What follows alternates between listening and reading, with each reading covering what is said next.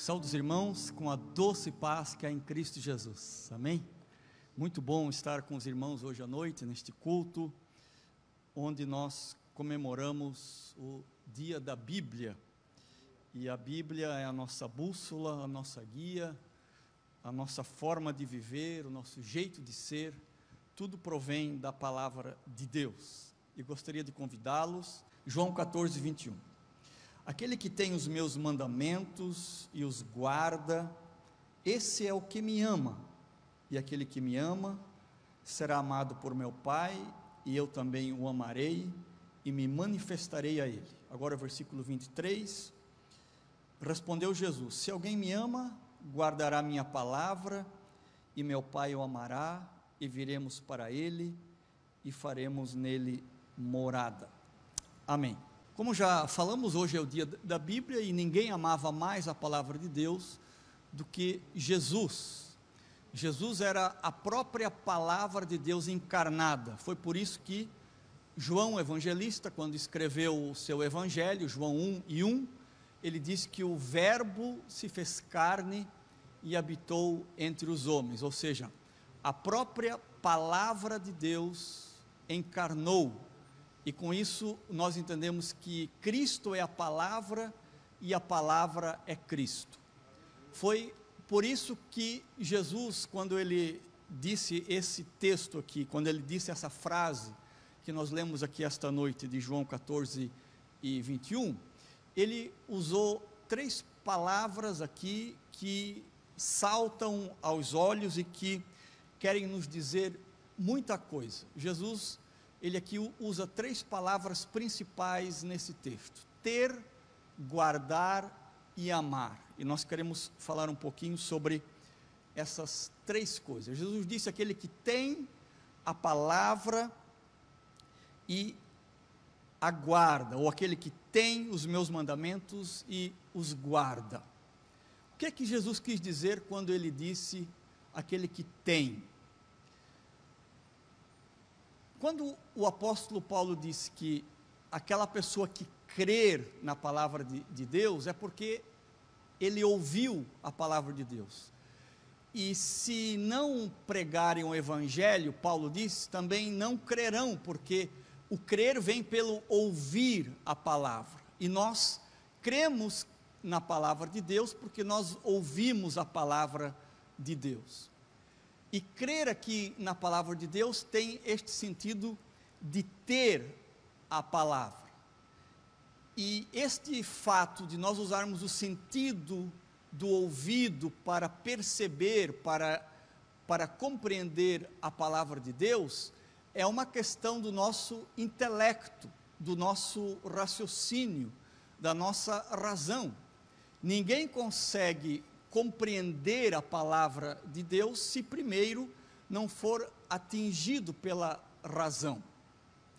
Portanto, ter a palavra de Deus tem a ver com esse consentimento intelectual, com essa capacidade de raciocínio, com esta capacidade mental que Deus dotou a todos nós, para nós crermos na palavra de Deus. Portanto, a primeira fase, digamos assim, que Jesus está nos ensinando aqui, é que nós precisamos compreender a palavra de Deus através do nosso intelecto, através da nossa inteligência. É assim que nós conseguimos chegar à salvação.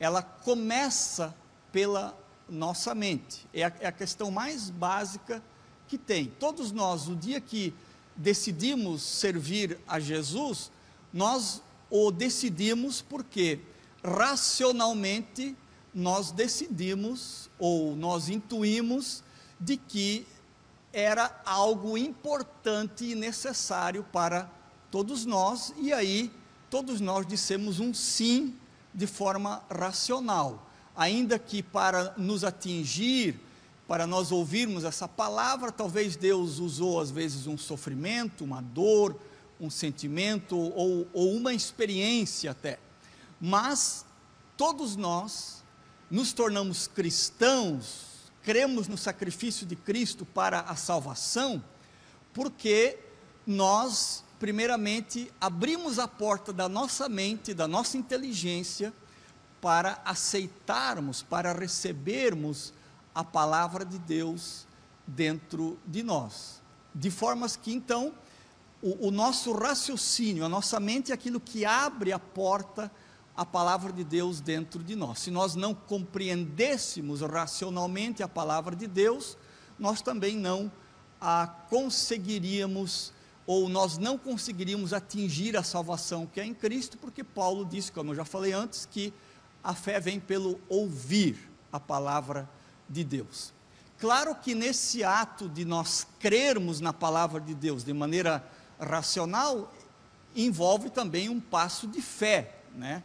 Embora a gente compreenda o plano de salvação que Deus nos oferece, e assim nós dizemos sim à oferta que o Evangelho traz, mas esse passo é dado a partir da fé que opera dentro dos nossos corações. Mas quem decide racionalmente somos nós, é eu que digo sim ou não, e louvo a Deus porque hoje à noite aqui, pelo que eu vejo, todos nós aqui dissemos sim à palavra de Deus, nós compreendemos o Evangelho, nós sabemos por que Cristo morreu, nós recebemos o perdão dos nossos pecados e nós somos salvos, porque nós acolhemos e recebemos esta palavra no coração, e porque nós acolhemos, ou seja, em nossa mente, e porque nós acolhemos essa palavra em nossa mente, nós somos declarados salvos, conforme disse o apóstolo Paulo, e é justamente esse o caminho que nos leva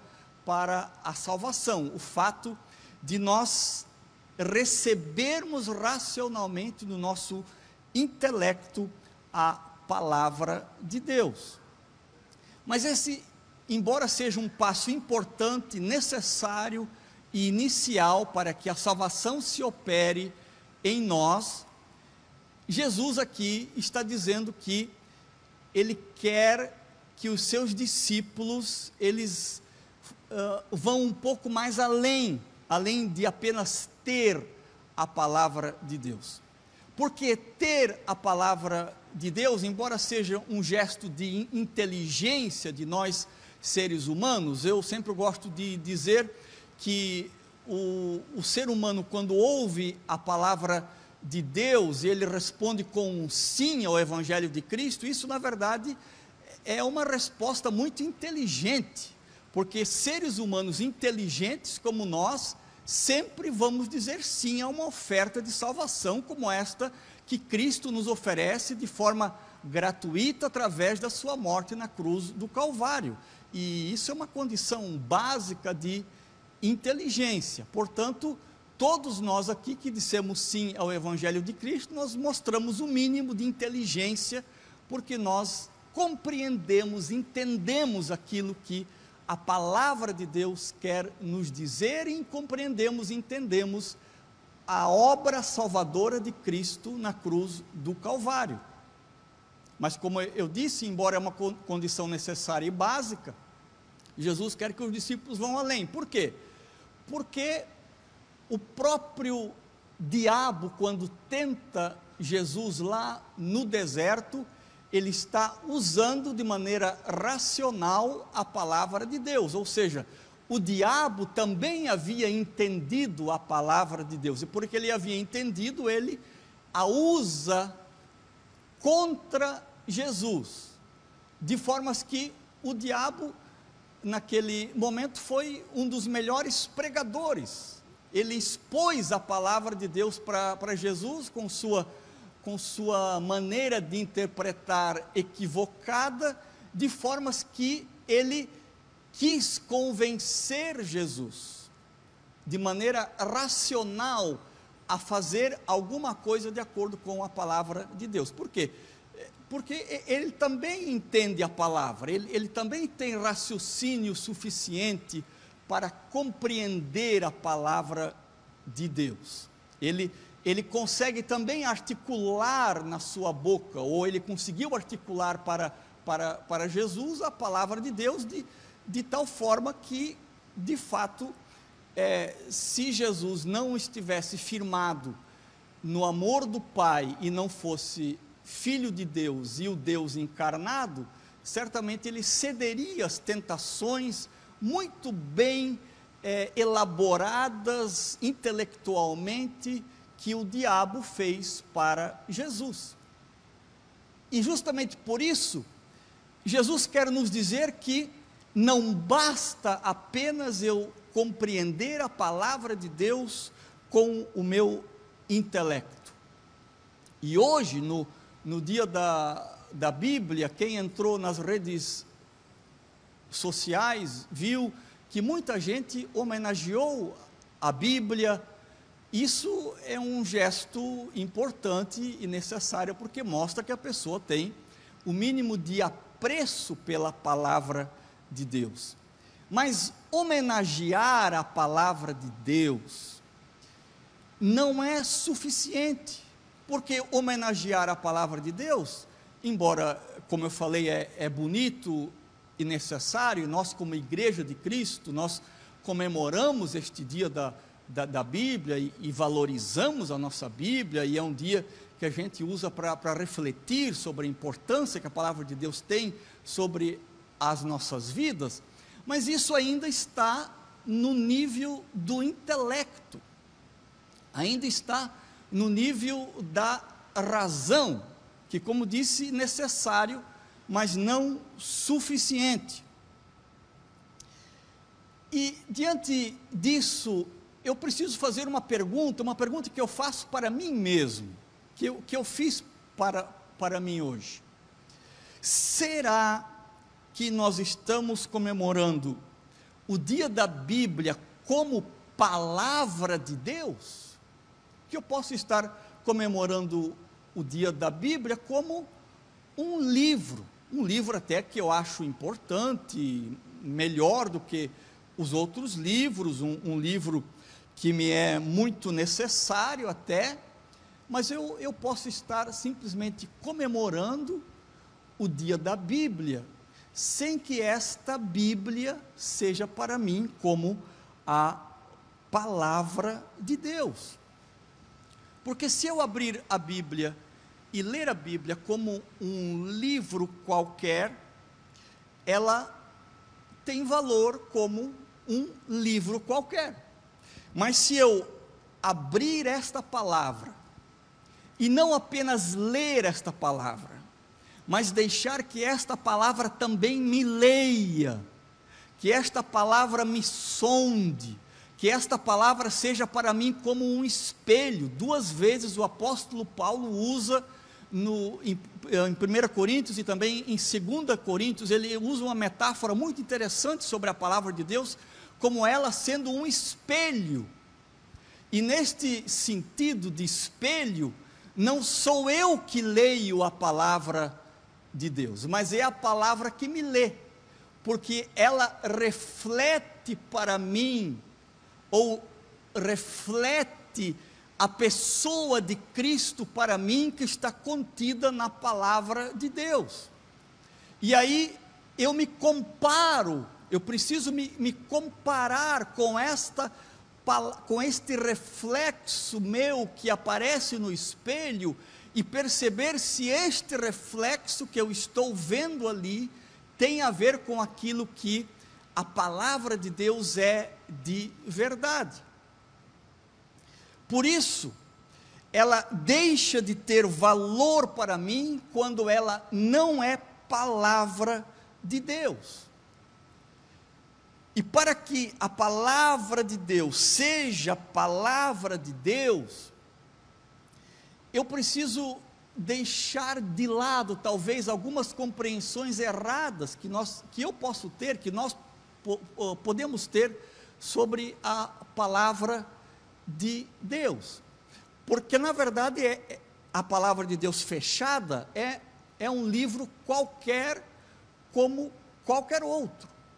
Agora, quando este livro se abre para mim, não apenas no sentido físico ou material de eu abrir este livro, mas quando eu deixo que este livro se abra para mim, para a minha alma, para a minha mente, para o meu coração, então sim, é que esta palavra assume o real valor que ela tem.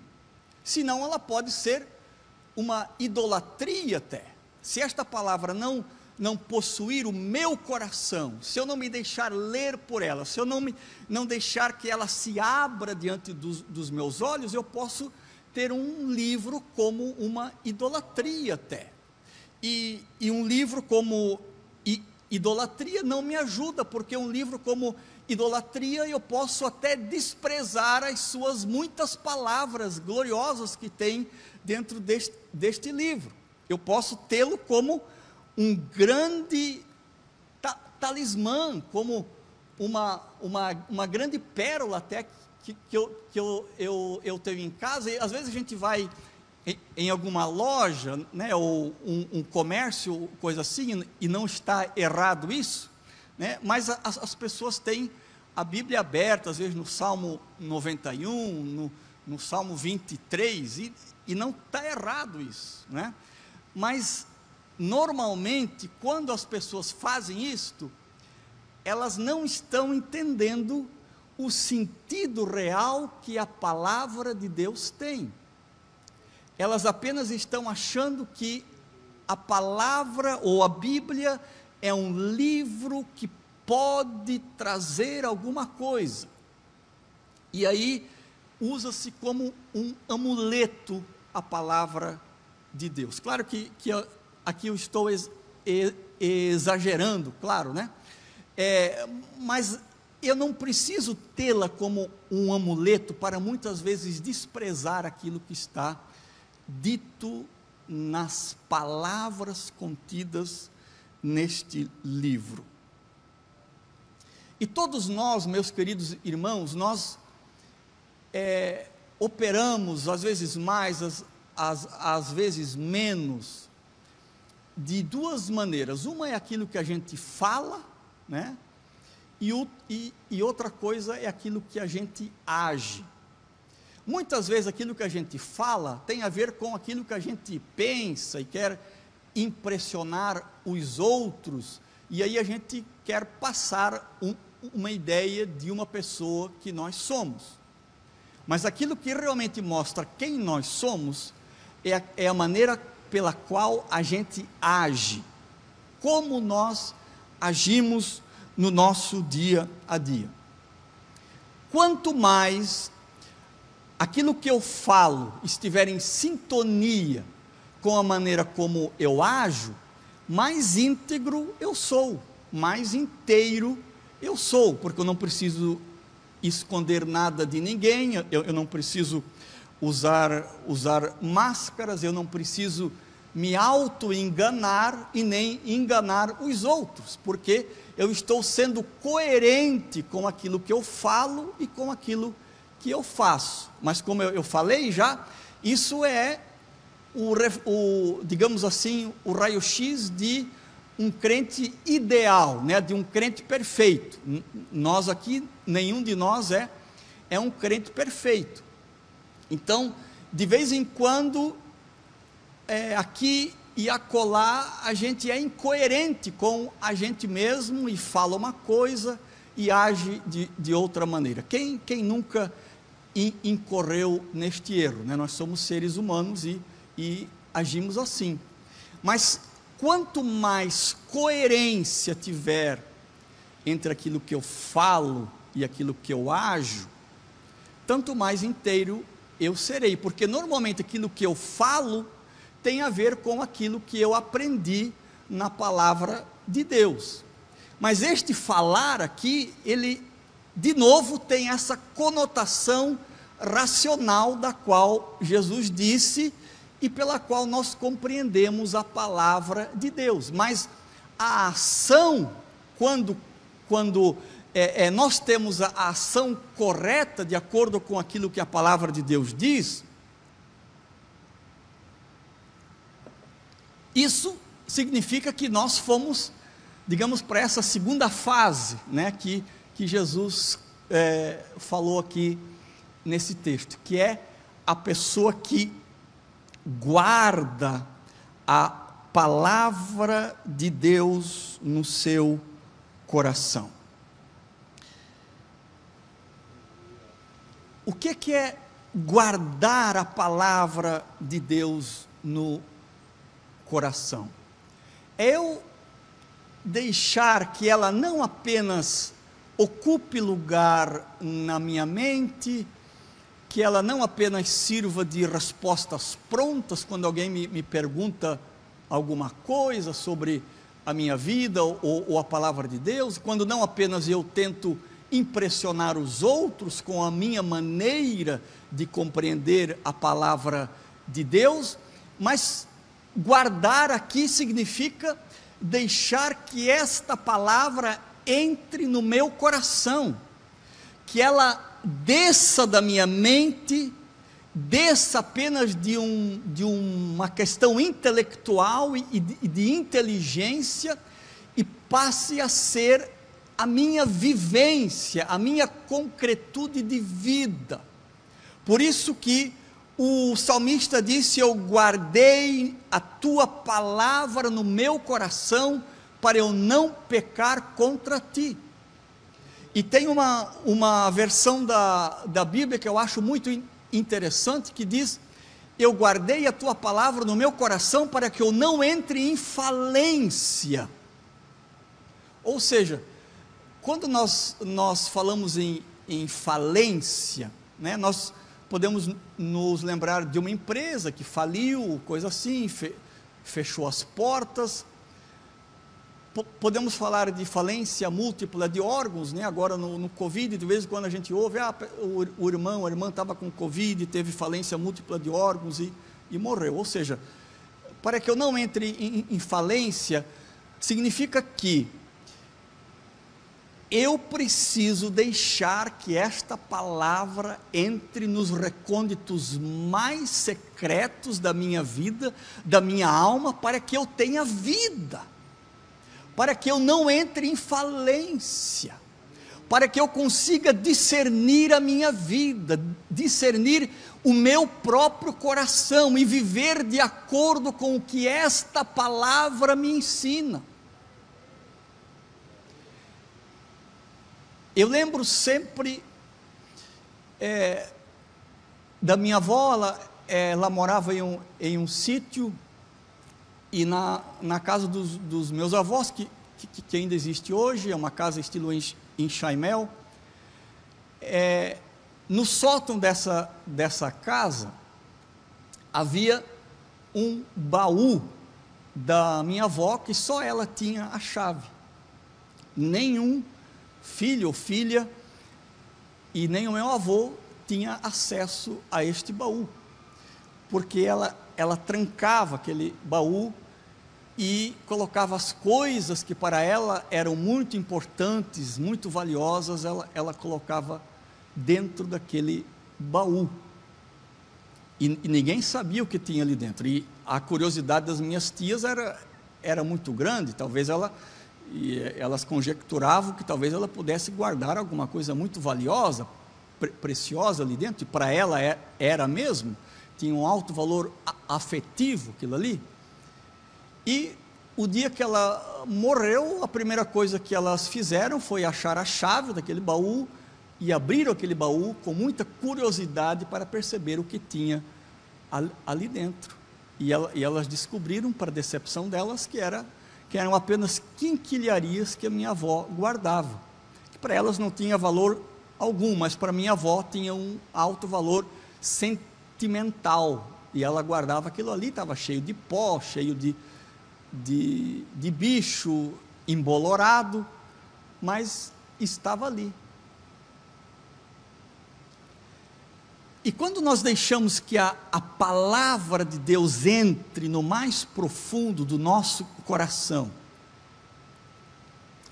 é quando nós abrimos para Jesus, sem medo, sem temor, os nossos baús mais secretos, as nossas coisas mais íntimas, aquilo que nós escondemos dos outros, que não queremos que ninguém veja, que guardamos as 7 chaves, porque tem muito valor para nós e nós não queremos que os outros as vejam ou as tenham, ou ainda porque nós nos envergonhamos dessas coisas e não queremos que as pessoas vejam. Então nós fechamos o nosso baú a 7 chaves. E quando Jesus está dizendo para nós guardar a palavra no coração, e o salmista disse, guardar no coração para não entrar em falência, Jesus está querendo dizer exatamente isso que minhas tias fizeram no dia que minha avó morreu. Ir lá e abrir o baú mais secreto, aquilo que há de mais escondido, quer seja valioso ou quer seja vergonhoso, não interessa.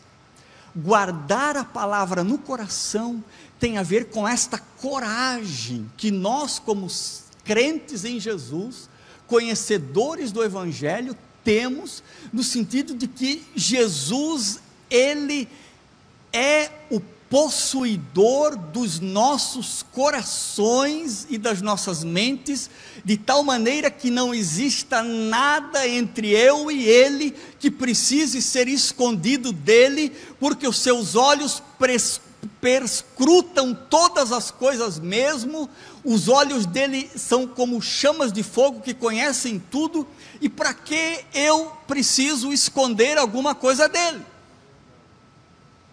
Isso é guardar a palavra no coração, ou seja, quando nós deixamos que a palavra entre neste baú, jogue fora as quinquilharias, tire a poeira, limpe o bolor e preserve apenas aquilo que realmente é valioso e valoroso dentro de nós, de acordo com o critério de Jesus, não de acordo com o meu critério, com o critério da minha avó. É de acordo com o critério de Jesus. Isto é guardar a palavra no meu coração. E é uma das coisas mais difíceis que nós podemos fazer. Não é fácil. Charles Finney usou uma frase muito interessante, que quando eu li, causou um impacto enorme em mim. Ele disse o seguinte: quanto mais destruída estiver a Bíblia de alguém, mais inteira será a sua alma.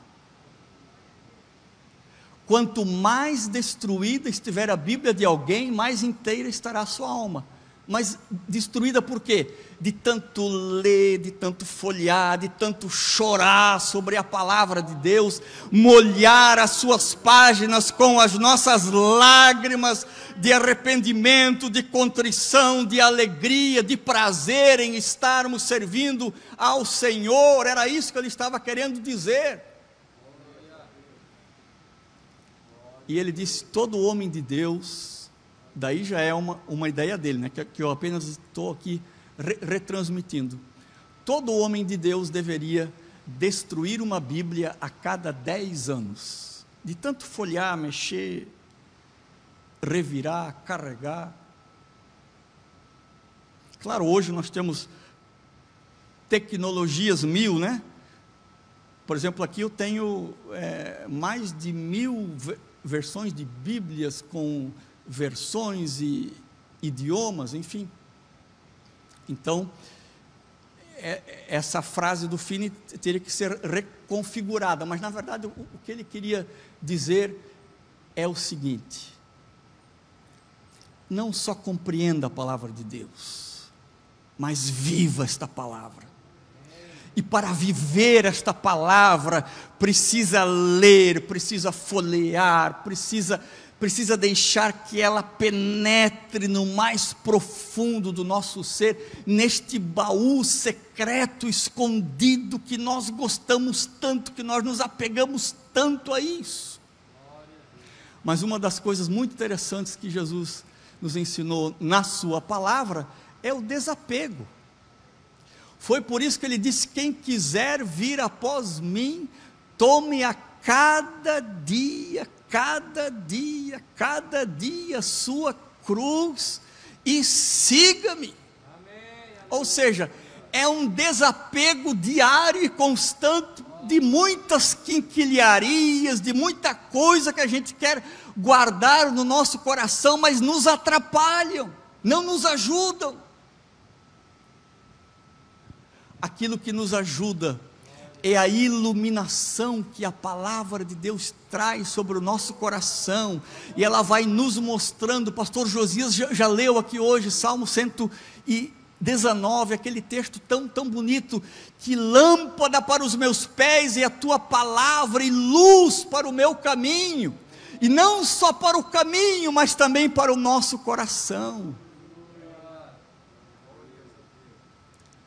Todos aqueles que querem comemorar o dia da Bíblia, e todos nós queremos, de cabeça erguida, são aqueles que não apenas comemoram, mas guardam a palavra de Deus no coração, porque é esta palavra que tem poder transformador sobre nós.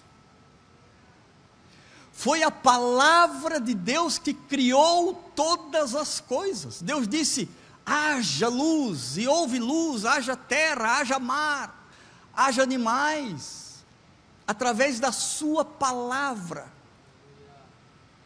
Agora, imagina quando nós absorvemos essa palavra poderosa de Deus no nosso coração e guardamos no coração. O que essa palavra vai fazer na nossa vida? É indescritível o poder que a palavra de Deus tem sobre nós, mas é uma decisão que eu tomo. Qual é a decisão? De não apenas tê-la na minha mente, mas deixar que ela entre no meu coração, no mais profundo da minha alma. E neste lugar, ela faça aquilo que Deus a determinou a fazer.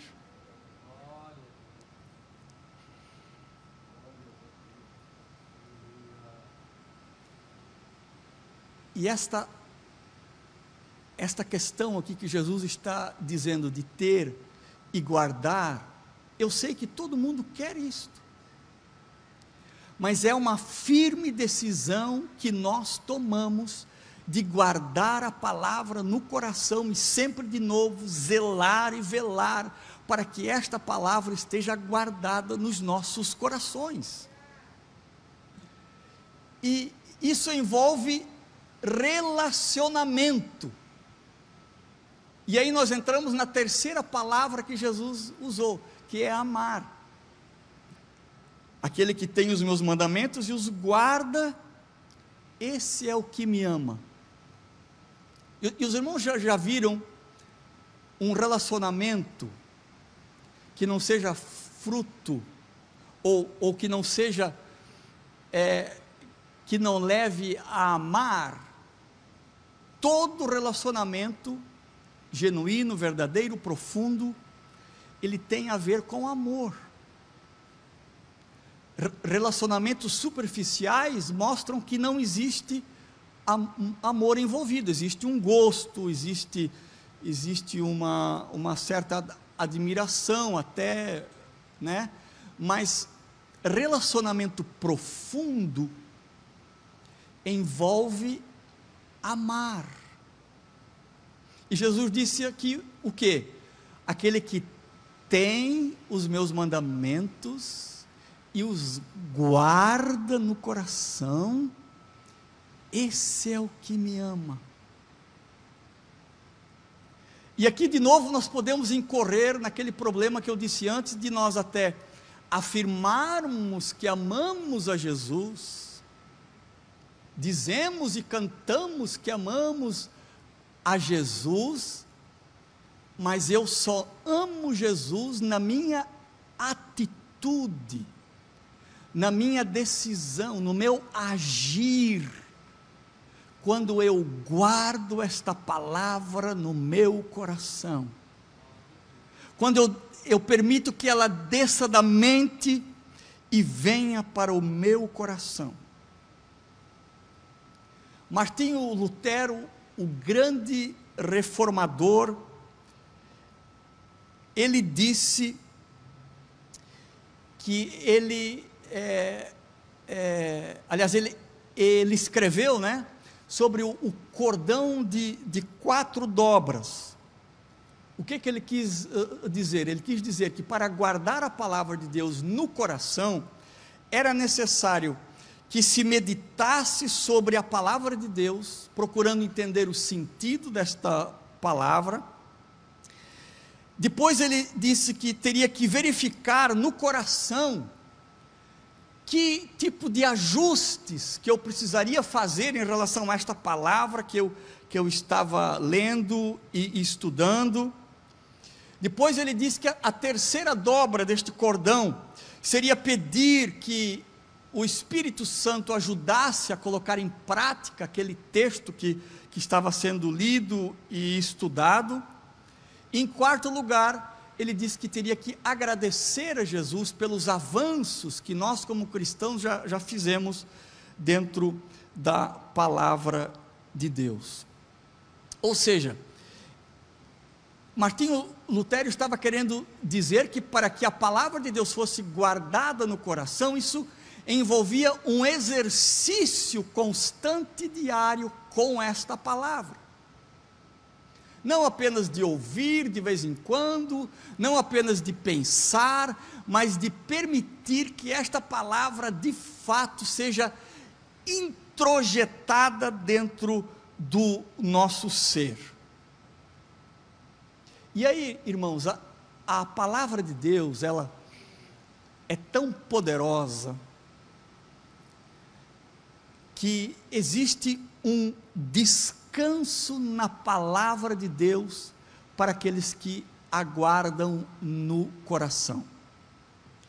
Muitas vezes nós procuramos o consolo da palavra de Deus, e ela nos consola mesmo. Nós temos vários salmos de consolação, nós temos vários textos bíblicos que nos servem de consolo nas aflições e nas lutas, mas o verdadeiro consolo que a palavra de Deus traz, está lá em Hebreus 4:12, que diz assim: esforcemo-nos para entrar neste descanso.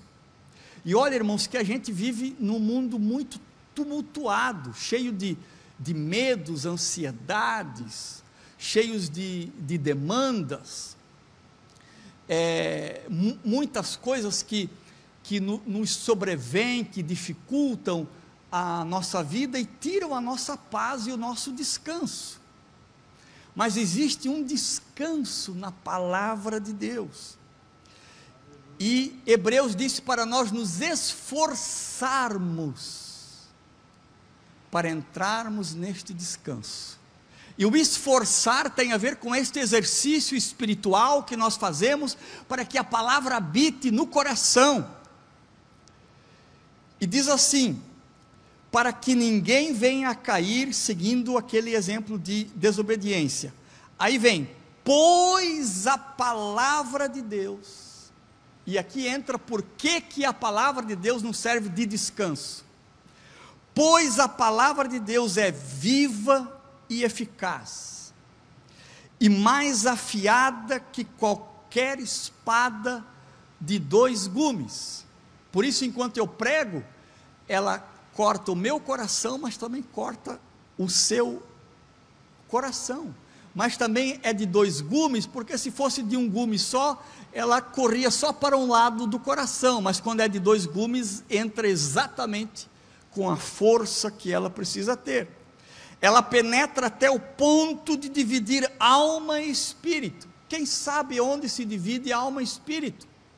A medicina já pesquisou de todos os meios e não descobre aonde se divide alma e espírito.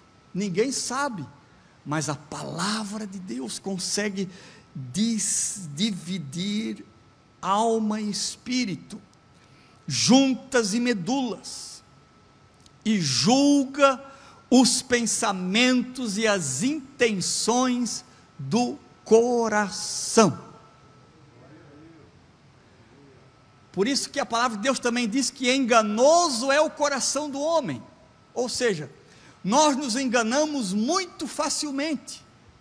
Achamos que, às vezes, que temos uma vida espiritual muito profunda, muito densa, e que sempre que nós achamos isso, é bom nós irmos para a palavra de Deus, que discerne e julga os pensamentos e as intenções do coração. Discernir e julgar pensamentos e intenções do coração é quando nós guardamos ela no coração e deixamos que ela faça isso.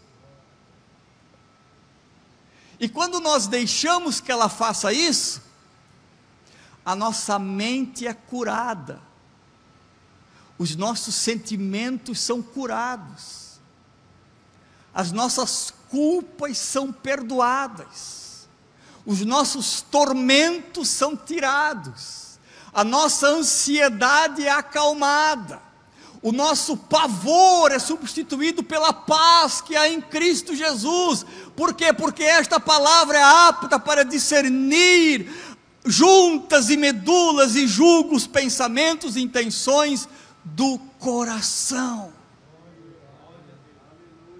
E se julga pensamentos e intenções do coração, significa que eu estou levando estes pensamentos e intenções do coração diante de Jesus. E diante de Jesus, todos os pensamentos e intenções do coração que não são bons se derretem na sua santa presença.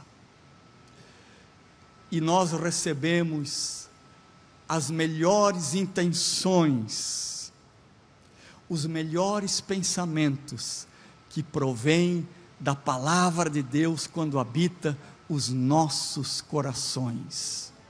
Não que não vamos mais ter pensamentos ruins, ou que não venhamos mais a ter tentações, mas quando a palavra de Deus habita no coração, ela própria se torna o óleo que repele aquilo de ruim que quer se apegar em nós. E ainda que alguma coisa se apegue, esta mesma palavra tem o poder de lavar, de limpar, de purificar, de transformar, de gerar nova vida dentro de nós. Por isso, irmãos, além de uma questão de inteligência, de nós termos a palavra de Deus, é de uma inteligência ainda maior, quando nós, como cristãos que somos, salvos pelo Evangelho de Cristo, que conhecemos a obra de Cristo na cruz do Calvário, deixamos a bibliolatria de lado, deixamos apenas as palavras de lado, e vamos para a ação concreta, que é deixar que esta palavra seja guardada nos nossos corações. Guardei a tua palavra no meu coração, para que eu não entre em falência. Com permissão dos nossos pastores, coloque-se de pé, meus queridos irmãos. Se alguém deseja uma oração, vem aqui na frente. Talvez você esteja procurando descanso no mundo atribulado, aflições para tudo que é lado. Jesus está te oferecendo o descanso que há na sua palavra esta noite. Por isso, vem aqui na frente, encontre este descanso que Jesus traz na sua palavra. Talvez você está percebendo que alguma área da sua vida está entrando em falência, alguma área da sua vida está com muita dificuldade. Vem aqui na frente dizer para Jesus: Jesus, a partir de hoje, eu quero guardar a tua palavra no meu coração, porque eu sei que só tu podes me livrar da falência. Venha, venha, venha receber esta palavra com poder no seu coração, guardá-la no seu coração, como realmente palavra de Deus, que é que transforma, que modifica, que tem o poder criativo, o mesmo poder criativo que Deus teve lá no Gênesis, capítulo 1, este mesmo poder criativo está presente aqui nesta noite, está dizendo para você aquelas áreas da tua vida que já morreram, que já não tem mais forças Deus quer renovar as suas forças hoje, pela sua palavra no seu coração.